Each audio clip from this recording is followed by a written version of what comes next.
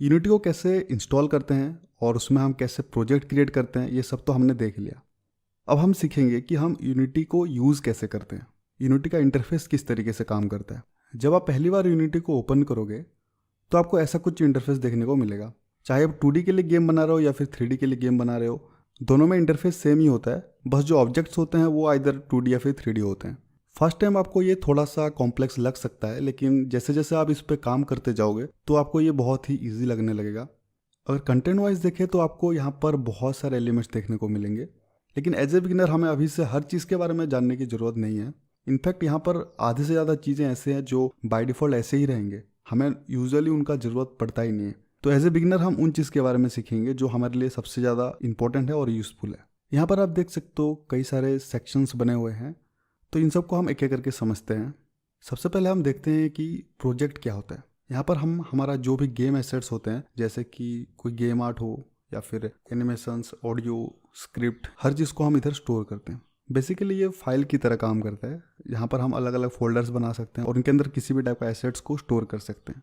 यहाँ पर आपको बाय डिफ़ॉल्ट दो फोल्डर्स देखने को मिलेंगे, एक है एसेट फोल्डर और दूसरा पैकेज फोल्डर। जो पैकेज फोल्डर है, यहाँ पर हमारा यूनिटी का जो इनबिल्ट पैकेजेस इंस्टॉल्ड हैं उनका फाइल्स वगैरह आपको इधर देखने को मिलेंगे। इन्हें हमें कोई भी छेड़खानी नहीं करना है, वरना आपका गेम में एरर आ सकता है, तो इनको ऐसे ही रहने देते हैं। हमारा जो असली काम है वो है एसेट फोल्डर में। यहाँ पर हम हमारा जो भी फाइल्स वगैरह है उसको हम स्टोर करते हैं। अगर हम एसेट फोल्डर पे जाएं तो यहाँ पर आप देख सकते हो बाय डिफॉल्ट सीन नाम का एक फोल्डर क्रिएट किया हुआ है। इस पर अगर मैं डबल क्लिक करता हूँ तो यहाँ पर एक सिंपल सीन आपको देखने को मिलेगा।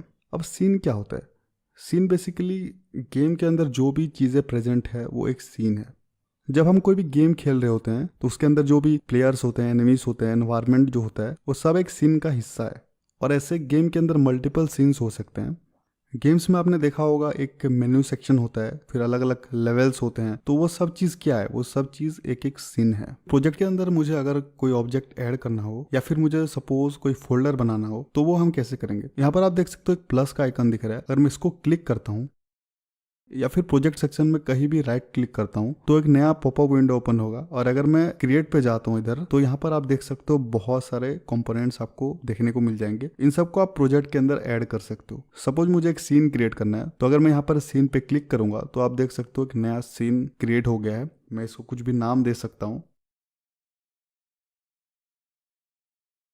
अभी मुझे इसका जरूरत नहीं है तो इसको मैं डिलीट कर देता हूँ। अगर मान लो मुझे एक फोल्डर क्रिएट करना है तो वही सेम प्रोसेस है। राइट क्लिक करना है, क्रिएट पे जाना है और यहाँ पर मैं एक नया फोल्डर क्रिएट कर सकता हूँ।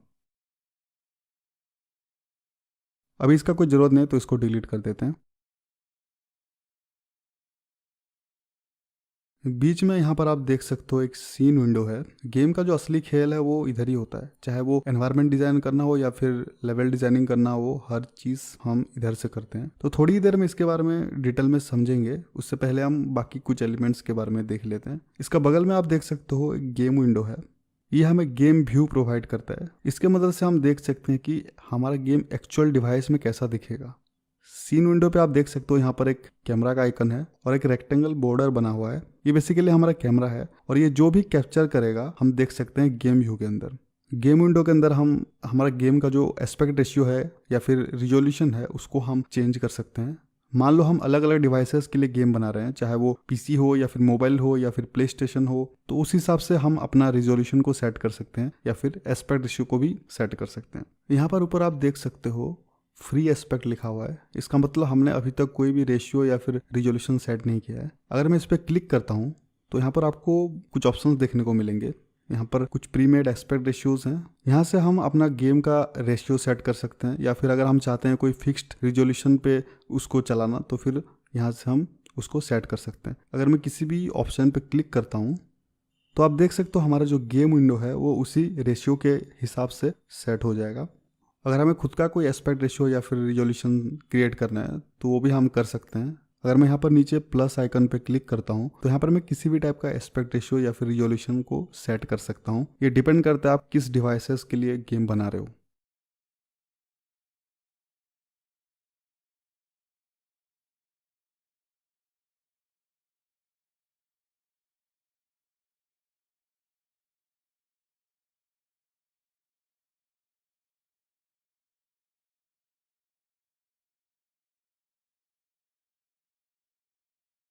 गेम टैब के अंदर टॉप लेफ्ट में यहाँ पर एक ऑप्शन है सिमुलेटर का। इसके ऊपर अगर आप क्लिक करोगे तो यहाँ पर आपको अलग अलग डिवाइसेस का ऑप्शन शो करेगा। जब आप पहली बार यहाँ पर क्लिक करोगे तो यहाँ पर आपको कुछ डाउनलोड का ऑप्शन दिखेगा। उसको डाउनलोड करने के बाद यहाँ पर आपको बहुत सारे डिवाइसेस शो करेगा। आप किसी भी स्पेसिफिक डिवाइस को सिलेक्ट कर सकते हो और आप देख सकते हो उस स्पेसिफिक डिवाइस पर आपका गेम कैसा दिखेगा।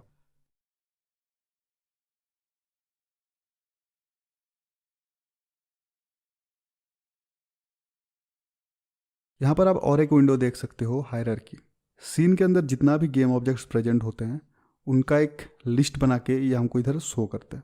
इसके मदद से हम इजीली गेम ऑब्जेक्ट्स को लोकेट कर सकते हैं। सीन के अंदर हजारों गेम ऑब्जेक्ट्स हो सकते हैं, तो अगर हमें कोई भी गेम ऑब्जेक्ट को सिलेक्ट करना है तो सीन के अंदर उसको ढूंढने से अच्छा हम इधर से उसको सिलेक्ट कर सकते हैं।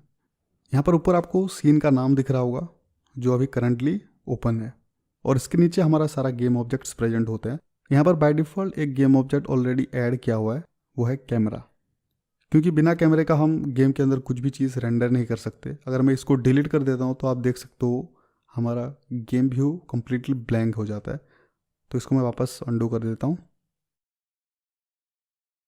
अगर मैं कैमरा के ऊपर क्लिक करता हूँ तो आप देख सकते हो हमारे साइड में एक और एक विंडो है इंस्पेक्टर। यहाँ पर कुछ प्रॉपर्टीज़ ओपन हो गए। ये बेसिकली कैमरा के सारे प्रॉपर्टीज़ हैं। हम कोई भी गेम ऑब्जेक्ट को अगर सिलेक्ट करते हैं तो उसका प्रॉपर्टीज़ को हम इंस्पेक्टर में देख सकते हैं और इधर हम उसको मॉडिफाई भी कर सकते हैं। इन प्रॉपर्टीज़ के बारे में अभी थोड़ी देर में हम देखेंगे। पहले हम हायरार्की के बारे में कुछ और चीज़ें समझ लेते हैं। कब से हम गेम ऑब्जेक्ट्स के बारे में इतना बात कर रहे हैं, तो उनको हम सीन के अंदर ऐड कैसे करते हैं। गेम ऑब्जेक्ट्स को ऐड करना बहुत सिंपल है। हमें हायरार्की पे जाना है और इधर आप देख सकते हो एक प्लस आइकन है, इसको आप क्लिक कर सकते हो, या फिर अगर आप हायरार्की विंडो पे कहीं भी राइट क्लिक करते हो तो एक नया पॉपअप विंडो ओपन होगा और यहाँ पर आप कई सारे ऑप्शंस देख सकते हो। ये बेसिकली अलग अलग टाइप के गेम ऑब्जेक्ट्स हैं। इनके बारे में हम डिटेल में समझेंगे। अभी हमें बस इंटरफेस पे ध्यान देना है। तो आपको बस दिखाने के लिए मैं एक गेम ऑब्जेक्ट ऐड कर देता हूँ। यहाँ पर हम एक 2D स्क्वायर ऐड करेंगे। इसको आप चाहो तो कुछ भी नाम दे सकते हो या फिर एज इट इज़ इसको ऐड कर सकते हो। जब आप सीन के अंदर गेम ऑब्जेक्ट्स को ऐड करते हो तो ये उसको सीन व्यू के सेंटर पे प्लेस करता है। अगर आप सीन व्यू को चेंज करोगे तो उस हिसाब से ये उसको सेंटर पे प्लेस करेगा जैसा आपका सीन व्यू है।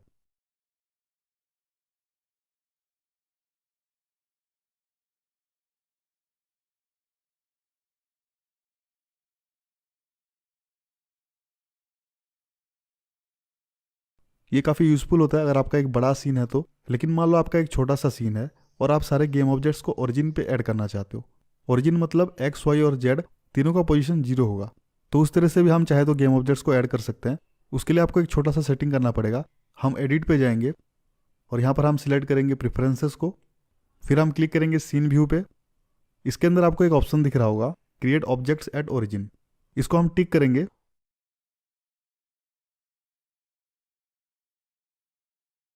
अब अगर हम गेम ऑब्जेक्ट्स को ऐड करेंगे तो वो हमेशा सीन के ओरिजिन पे ऐड होगा। अभी हमारा स्क्वायर गेम ऑब्जेक्ट ऐड हो चुका है हमारे सीन में। इसको आप गेम व्यू में देख भी सकते हो। अगर मैं इसको सिलेक्ट करता हूँ तो आप इंस्पेक्टर पे आप देख सकते हो इसका कुछ प्रॉपर्टीज ओपन हो गया है।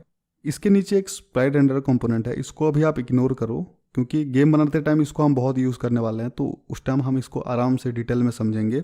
लेकिन इसके ऊपर आप देख सकते हो एक कंपोनेंट है ट्रांसफॉर्म कंपोनेंट। हम किसी भी टाइप का गेम ऑब्जेक्ट को सीन के अंदर ऐड करते हैं तो उसका एक कंपलसरी ट्रांसफॉर्म कंपोनेंट होता है। ट्रांसफॉर्म कंपोनेंट क्या करता है, ये बेसिकली डिफाइन करता है हमारा गेम ऑब्जेक्ट का पोजीशन, उसका रोटेशन और उसका स्केल। इनका नाम से आप समझ सकते हो इनका फंक्शनलिटीज़ क्या है। अगर मैं यहाँ पर कोई भी वैल्यू को चेंज करता हूँ तो वही चेंज आप गेम ऑब्जेक्ट के अंदर देख सकते हो।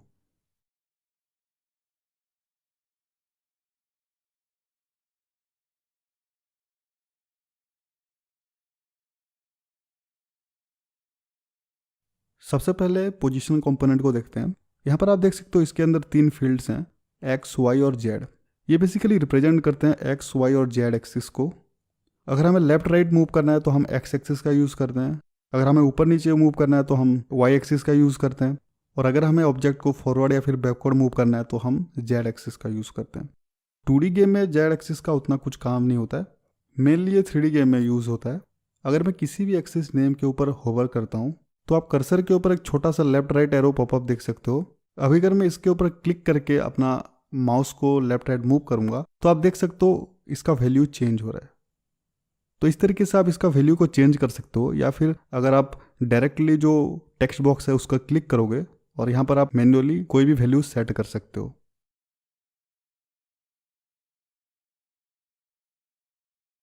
यहाँ पर आप एक चीज़ नोटिस कर सकते हो, अगर मैं अपना गेम ऑब्जेक्ट को कैमरा का जो बॉर्डर एरिया है इससे बाहर ले जाता हूँ तो अभी आप देख सकते हो हमारा गेम ऑब्जेक्ट गेम व्यू के अंदर अभी नहीं है प्रेजेंट।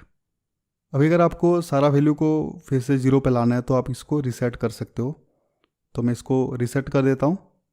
अब नेक्स्ट कंपोनेंट आता है रोटेशन। रोटेशन भी ठीक उसी तरीके से काम करता है, लेकिन ये थोड़ा सा ट्रिकी है। अगर मैं एक्स की वैल्यू को चेंज करता हूँ तो ये एक्स एक्सिस के अराउंड रोटेट करेगा। इसका मतलब एक्स एक्सिस फिक्स्ड होगा और बाकी जो दोनों एक्सिस है वाई और जेड वो रोटेट करेंगे। ठीक उसी तरीके से अगर मैं वाई की वैल्यू को चेंज करूँगा तो वाई एक्सिस फिक्स्ड रहेगा और एक्स और जेड रोटेट करेंगे। और अगर मैं जेड की वैल्यू को चेंज करूँगा तो एक्स और वाई रोटेट करेंगे। 2D में हम नॉर्मली जेड एक्सिस के अराउंड रोटेट करते हैं, इसलिए हम जेड की वैल्यू को चेंज करते हैं। बाकी एक्स और वाई उतना यूज़ में नहीं आता है। अब नेक्स्ट आता है स्केल। इसके मदद से हम गेम को बड़ा या छोटा कर सकते हैं। अगर मैं एक्स की वैल्यू को चेंज करूँगा तो ये एक्स एक्सिस के अराउंड स्ट्रेच होगा, और अगर मैं वाई को चेंज करूँगा तो ये वाई एक्सिस के अराउंड स्ट्रेच होगा। लेकिन अगर मैं जेड में कोई भी वैल्यू चेंज करता हूँ तो आप देख सकते हो गेम ऑब्जेक्ट के अंदर कुछ भी चेंजेस नहीं हो रहा है। इसको हम सिर्फ 3D के टाइम में यूज़ करते हैं। अभी सबको फिर से रिसेट कर देते हैं। गेम ऑब्जेक्ट को कैसे ऐड करते हैं वो तो हमने देखा। अगर हमें कोई भी गेम ऑब्जेक्ट को डिलीट करना हो तो हम सिंपली उसको सिलेक्ट करेंगे, और अगर मैं डिलीट की को प्रेस करूँगा तो वो डिलीट हो जाएगा, या फिर मैं उसके ऊपर राइट क्लिक करके उसको डिलीट कर सकता हूँ। ठीक उसी तरह अगर मुझे अंडू करना है तो मैं Ctrl+Z का यूज़ करूँगा, और रीडू के लिए Ctrl+Y। अगर आप मैक यूज़ कर रहे हो तो आपको Ctrl की जगह कमांड यूज़ करना है। ज़्यादातर शॉर्टकट की तो सेम ही होता है, लेकिन मैक में अगर आपको रीडो करना है तो अगर आप Command+Y यूज़ करोगे तो काम नहीं करेगा, आपको Command+Shift+Z यूज़ करना पड़ेगा। बाकी सबका शॉर्टकट की सेम ही होता है। और अगर मुझे कोई भी गेम ऑब्जेक्ट को डुप्लीकेट करना है तो उसको सिलेक्ट करके अगर मैं Ctrl+D प्रेस करूँगा तो ये डुप्लीकेट हो जाएगा, या फिर मैं उसके ऊपर राइट क्लिक करके उसको डुप्लीकेट कर सकता हूँ।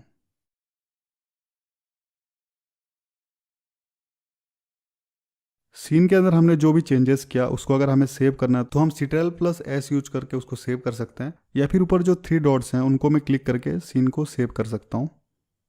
और भी कुछ शॉर्टकट्स हैं, जैसे मैं Ctrl+N यूज़ करके एक नया सीन क्रिएट कर सकता हूँ।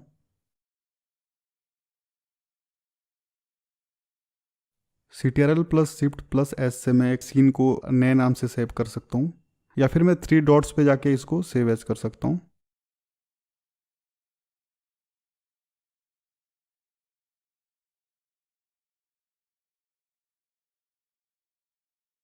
अभी तो हमारा सीन में सिर्फ 2 ही गेम ऑब्जेक्ट्स हैं, लेकिन ओरिजिनल गेम में हज़ारों गेम ऑब्जेक्ट्स हो सकते हैं। तो ऐसे में लेवल डिजाइनिंग के टाइम में हर एक गेम ऑब्जेक्ट को हायरार्की से जाके सिलेक्ट करना, फिर उसको इंस्पेक्टर में मॉडिफाई करने में थोड़ा सा दिक्कत आता है। तो इसको और भी ज़्यादा सिंप्लीफाई करने के लिए हम यूज़ करते हैं सीन विंडो का।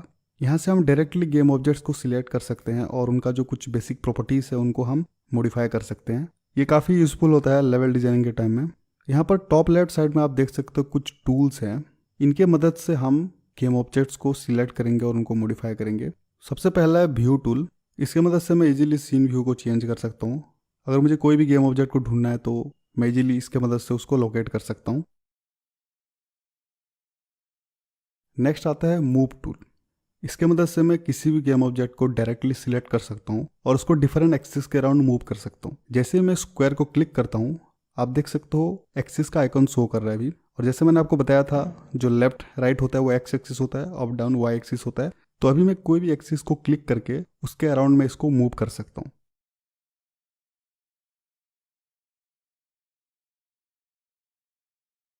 अगर मुझे इसको रैंडम डायरेक्शन पे मूव करना है तो आप नीचे देख सकते हो छोटा सा स्क्वायर है, इसको अगर मैं क्लिक करके होल्ड करता हूँ तो फिर मैं इसको इजीली रैंडम डायरेक्शन पे जहाँ भी चाहूँ मूव कर सकता हूँ।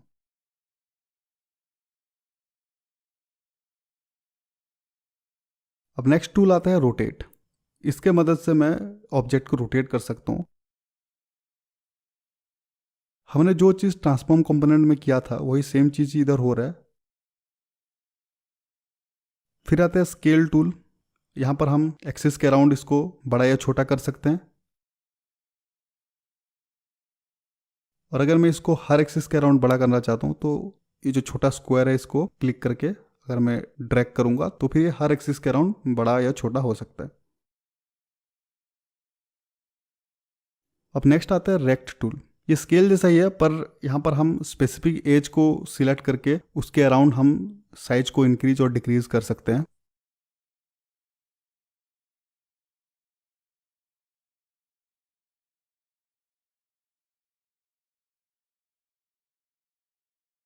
अब आखिर में आता है ट्रांसफॉर्म टूल। ये बेसिकली इन सबका कॉम्बिनेशन है। अभी ऊपर हमने जो भी टूल देखा उन सबका कॉम्बिनेशन है, ठीक है।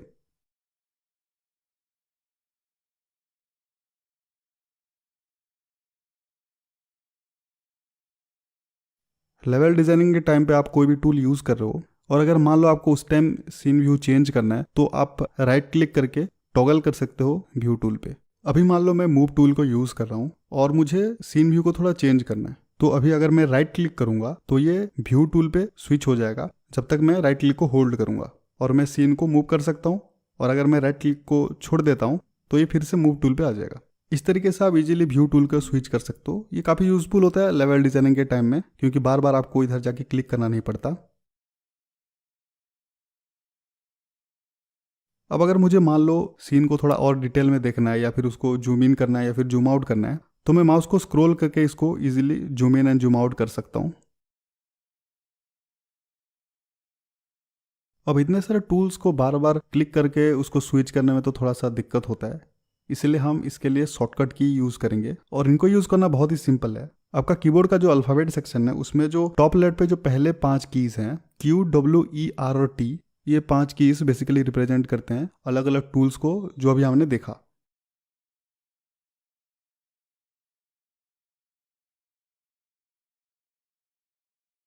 अब मान लो मैं सीन के अंदर इधर उधर व्यू कर रहा हूँ और मुझे किसी स्पेसिफिक गेम ऑब्जेक्ट को फोकस करना है, तो मैं सिंपली हायरार्की पे जाके अगर उस गेम ऑब्जेक्ट के ऊपर डबल क्लिक करता हूँ तो ये ऑटोमेटिकली फोकस पे आ जाएगा। आप सीन के अंदर देख सकते हो। यहाँ पर मैं अगर ऑब्जेक्ट को सिलेक्ट करके F की दबाता हूँ तो भी ये फोकस पे आ जाएगा। अब अगर मान लो मुझे कोई गेम ऑब्जेक्ट को एनाबल या फिर डिसेबल करना है तो उसको मैं पहले सिलेक्ट करूंगा और यहाँ पर इंस्पेक्टर में आप देख सकते हो तो सबसे ऊपर एक टिक बॉक्स है, इसको अगर मैं अनटिक कर देता हूँ तो आप देख सकते हो हमारा गेम ऑब्जेक्ट अभी सीन के अंदर डिसेबल हो गया, गायब हो गया। मतलब अभी वो प्रेजेंट तो है लेकिन डिसेबल है। और अगर मैं इसको फिर से क्लिक करता हूँ तो अभी एनाबल हो जाएगा। इस तरीके से आप इसको कर सकते हो। अब कुछ और गेम ऑब्जेक्ट इसमें ऐड करते हैं। मैं एक 2D सर्किल ऐड करता हूँ।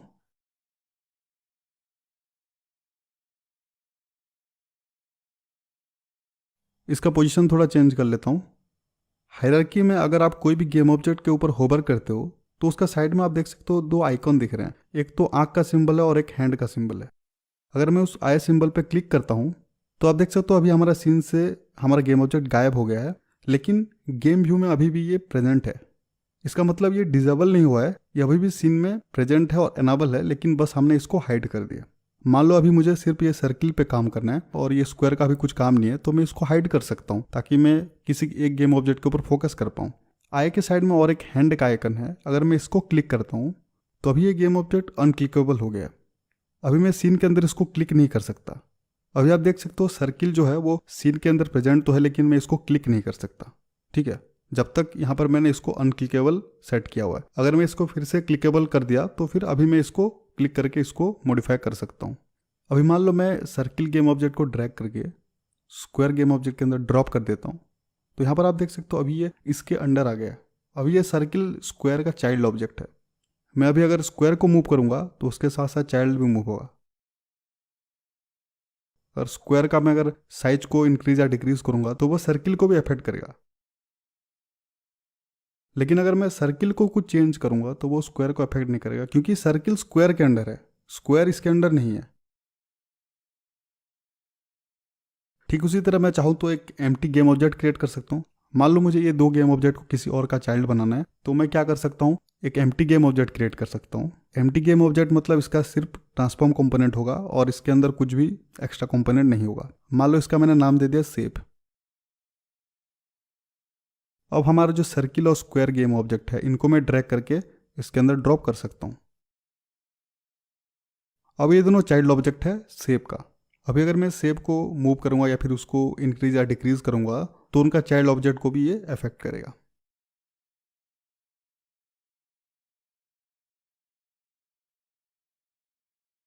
अभी तो इंस्पेक्टर में सिर्फ 2 या 3 गेम ऑब्जेक्ट्स हैं, लेकिन हो सकता है यहाँ पर हज़ारों गेम ऑब्जेक्ट्स हो। और अगर मुझे कोई भी गेम ऑब्जेक्ट को सर्च करना है तो सर्च टैब का यूज़ करके मैं उस गेम ऑब्जेक्ट को हायरार्की के अंदर सर्च कर सकता हूँ।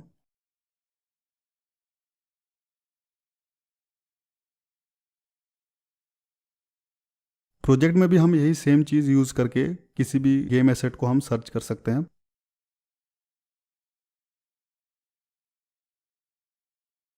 सपोज मैं अभी सीन विंडो के ऊपर काम कर रहा हूँ और मुझे इसका एक बड़ा व्यू चाहिए, तो मैं यहाँ पर 3 डॉट पे जाके इसको मैक्सिमाइज कर सकता हूँ। वापस इसको क्लिक करके इसको मिनिमाइज कर सकता हूँ। यही सेम चीज़ हम यूज़ कर सकते हैं अलग अलग विंडोज़ के लिए। इसका भी शॉर्टकट है। अगर मैं किसी भी विंडो के ऊपर होवर करता हूँ और उसके बाद अगर मैं शिफ्ट प्लस स्पेस दबाता हूँ तो ये मैक्सिमाइज हो जाएगा, और यही सेम चीज़ करके हम इसको मिनिमाइज कर सकते हैं।